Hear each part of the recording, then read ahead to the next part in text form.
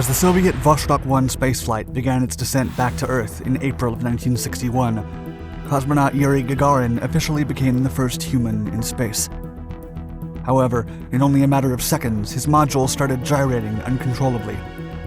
As he looked through the window, he could spot Africa, then the horizon, then the sky.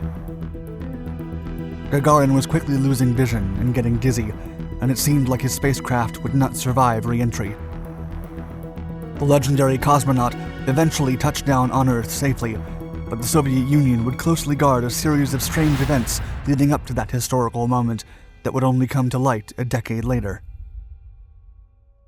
Vostok 1. After launching several precursing uncrewed missions between May of 1960 and March of 1961, the Soviets claimed to be ready to send the first man into space. The spacecraft's final design, Vostok, was somewhat rudimentary, with two main components: a descent module with a pilot cabin inside, and an instrument module equipped with a braking engine. On April 12, 1961, at 4:10 a.m., cosmonaut Yuri Gagarin boarded Vostok 1. He was relatively calm, chatting with his supervisors and even requesting music on the radio. German Titov, Gagarin's backup, often complained of chest pains, but Yuri was so relaxed that he showed a pulse of only 64 beats per minute, according to official reports. Despite an initial delay due to a malfunctioning hatch, at 6:07 a.m., Vostok 1 took off from the Baikonur Cosmodrome. The flight's simple mission was to reach the upper atmosphere, make one orbit around the Earth, and come back with a safe landing. While the cosmonaut looked out a small window near his foot, he remained in good spirits, and the flight continued without any significant hurdles. Vostok 1 would successfully beat the Americans and change the world forever. According to official Soviet literature and records, Gagarin and his Vostok landing capsule arrived with the cosmonaut inside it. However, there was no official explanation as to why Gagarin landed on a field where no one was there to greet him. After the flight's report was published by the Soviet Union, several witnesses denied any problems during re-entry and tried to explain the strange occurrence by attributing Gagarin's confusion to adrenaline and the heat of the moment of separation. However, that information was far from the truth, with the real reason being that scientists twice miscalculated where Gagarin would land, and in fact, Vostok had never been designed to land with the cosmonaut inside. The ugly truth. As Gagarin flew over the North Pacific Ocean, the sun was still down. However, as the Vostok spacecraft crossed the Strait of Magellan at the very tip of South America 23 minutes later, the sunrise was beginning to emerge. Another 25 minutes later, as Gagarin looked at Africa through the small window, the spacecraft's automatic systems adjusted the vehicle into the required settings for the retro-rocket firing and subsequent return to Earth. As Gagarin and the Vostok prepared for re-entry, it was all going according to plan. Until it wasn't. After completing the 40-second burn of the braking engine to slow down the craft and prepare for re-entry, a valve within the braking engine failed to shut entirely, thus leaking fuel. Consequently, the engine ran out of gas and shut down earlier than scheduled, slowing down to 132 meters per second instead of the planned 136.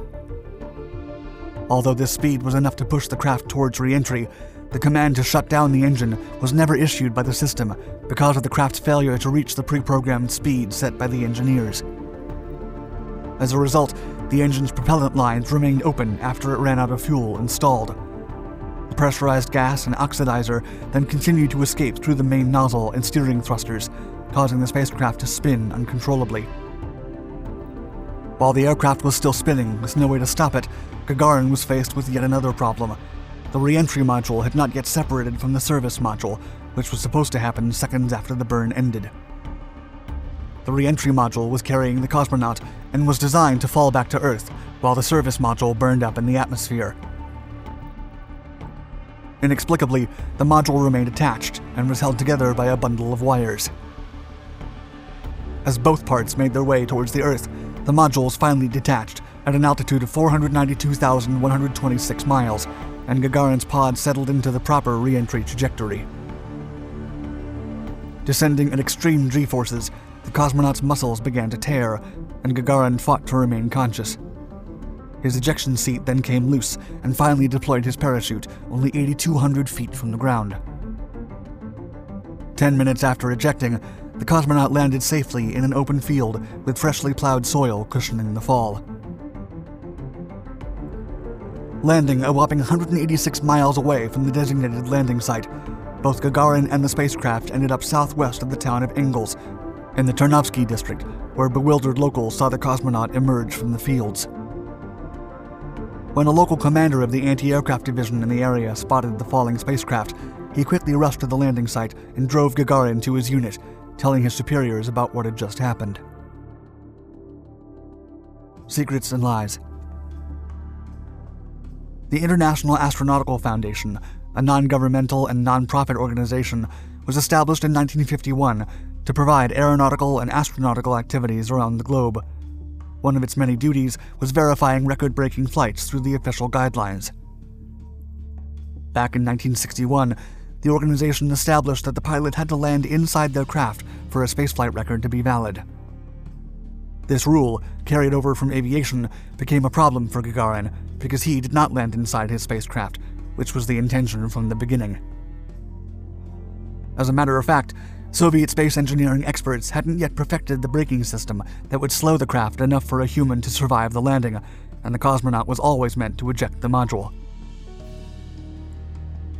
Days after the flight, Russian space program officials filed the official report to the International Astronautical Federation, going to great lengths to conceal the fact that Gagarin did not technically qualify as a record setter.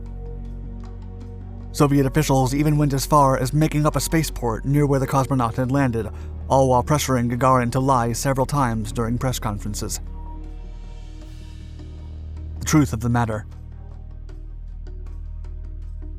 German Titov finally got his own spaceflight mission only a few months later and became the second person to orbit the Earth and the first to spend 24 hours in space. But unlike Gagarin, Titov spoke the truth, and he owned up to ejecting himself from the module. This confession led to an urgent special meeting between the International Astronautical Federation delegates to re-examine their rules. The result was that the organization finally recognized that the only crucial elements of record-breaking spaceflight were the launch, orbiting, and safe return of the crew, no matter the kind of landing. The first official admission of the truth behind Yuri Gagarin's Vostok 1 landing came in 1971, at a time when his flight had been widely accepted as an international record, and 2 years after his passing in a tragic accident. However, the back and forth regarding the facts of the ever-mysterious Soviet space program do not change the reality of Yuri Gagarin's accomplishment. Vostok 1 was a successful mission that took the world by storm.